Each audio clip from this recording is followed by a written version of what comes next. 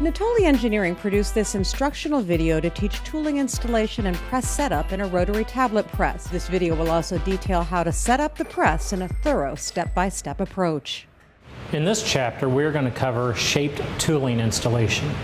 This tooling would be oval, capsule, square, any non-round shaped tooling that is a single tip variety. As before, make sure the upper and lower punch guides are clean by using a punch guide brush.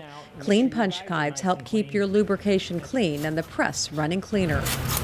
Next, take a die seat cleaner, put it in the die pocket and rotate it clockwise while applying constant downward pressure to clean the die pocket.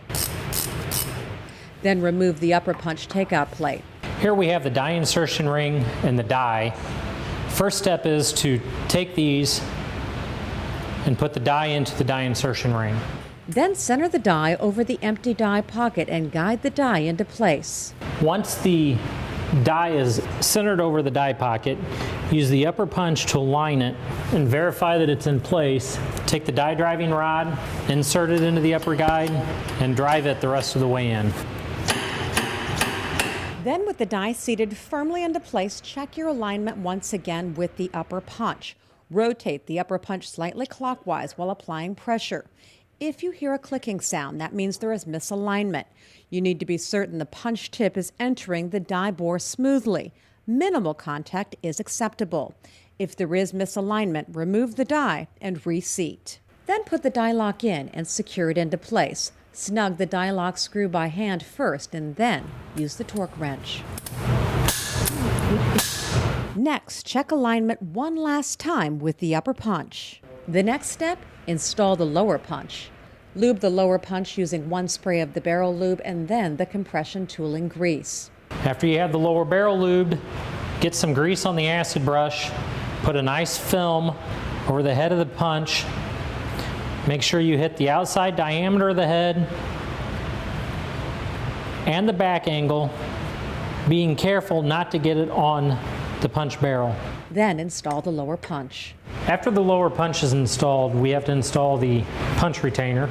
The purpose of the punch retainer is to keep the punch from dropping during operation and help maintain consistent tablet weight.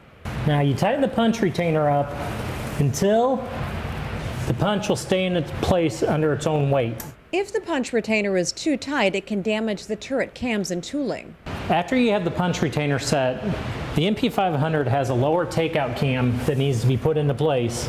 Once it is installed, then recheck your punch heights to be certain your punches are not protruding above the die table. Next, check and be certain the anti-flight rail on the lower takeout cam does not allow for much movement. You don't want to pinch the head, but you also do not want the punch too high up out of the die. Next, reinstall the upper punch takeout plate. Next, install the upper punch. First lube the barrel and then lube the head and lower the shaped punch into place. Now that we have the upper punch installed, we're certain we have alignment because we've checked it twice and the upper punches are keyed. You can move on to the next station. Today we showed you how to install tooling one station at a time. Generally when you install tooling, you install all your dies, torque them down, all your lower punches, and then all your upper punches. Contact Natoli Engineering in the U.S. at 636-926-8900 or email np500techsupport@natoli.com.